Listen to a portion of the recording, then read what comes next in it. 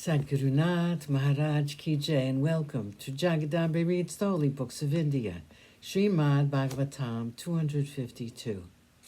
As you may remember, the children were growing up. They would go out and play and come home covered in mud. The mothers would gather them in their arms, and with the dust and mud soiling their silken dresses, they would hug their children. The children would smile, and their teeth, which had just begun to appear, would charm all of them, like the thin sliver of the moon which is seen in the sky.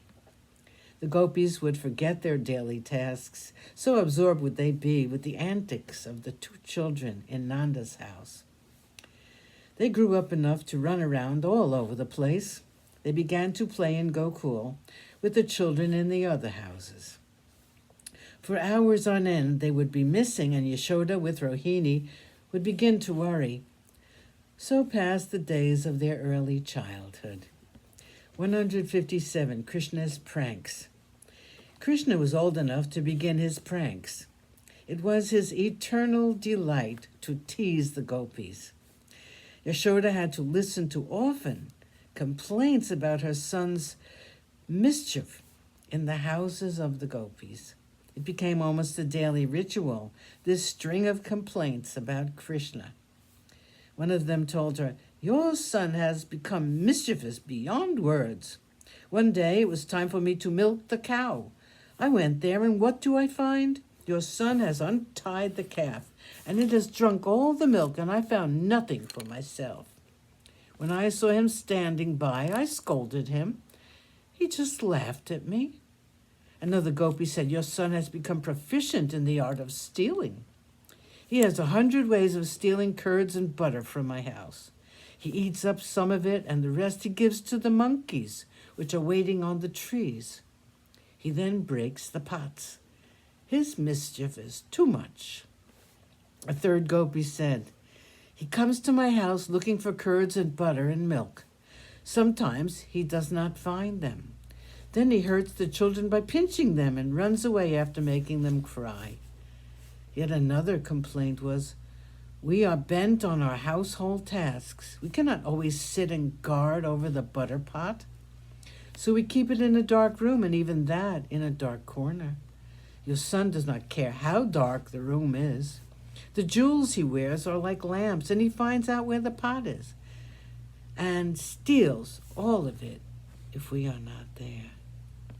If I keep it beyond his reach," said another gopi, "he tries another trick. He sees the butter pot hanging from the roof. It is placed in a receptacle made up of rope. Krishna first places the tripod I use for churning the butter. On that he places the mortar, and on that he makes one of his friends stand. He gets up on the back of this boy and makes a hole in the pot of milk or curds or butter. If I come there and I find him out, I shout, 'Krishna, I have caught you today. You are stealing from my house.' He is undaunted. He makes faces at me and says, 'I am the owner of the house and you are the thief.' I had just cleaned up," said another. "I cleaned up the place. Krishna came and he asked for butter. I did not give him any, and he became very angry with me.